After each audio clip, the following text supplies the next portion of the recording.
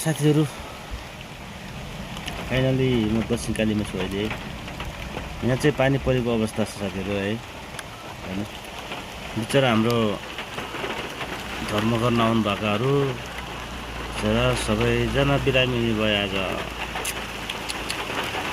यस्तो पानी परिरहेछ, त्यसमाथि उहाँहरू भिजेरै लाइन बसिरहनु भएको छ। भिजेरै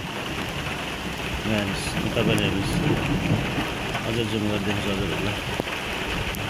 केही मान्छेहरूले चाहिँ नि खाता ओढ्नु भएको रहेछ, तर पनि कति मान्छेले चाहिँ खाता ओढ्नै भएको छैन।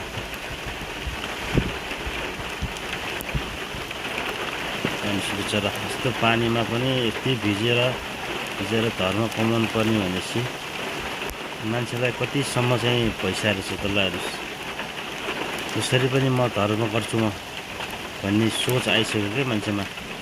पाप धेरै बढियो संसारमा भन्ने भइसक्यो मान्छेलाई। हेर्नुहोस् साथीहरू, त्यसरी भिजी ब्याग राखिरहनु भएको छ टाउकोमा। हेर्नुहोस्, अब यो ब्यागले धाम्ला त साथीहरू। ओ माय गॉड, बिजोग भयो। दक्षिण काली माता पानी रोकिदिनुहोस् एकछिन।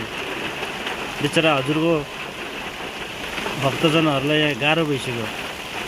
रोकिदिनुहोस् एकछिन, पानी रोकिदिनुहोस्। यति दुःख नदिनुहोस्, यति कष्ट नदिनुहोस् हजुरको शरणमा आएकोहरूलाई। यति कठोर नबन्नुहोस् दक्षिण काली माता, पानी रोकिदिनुहोस्।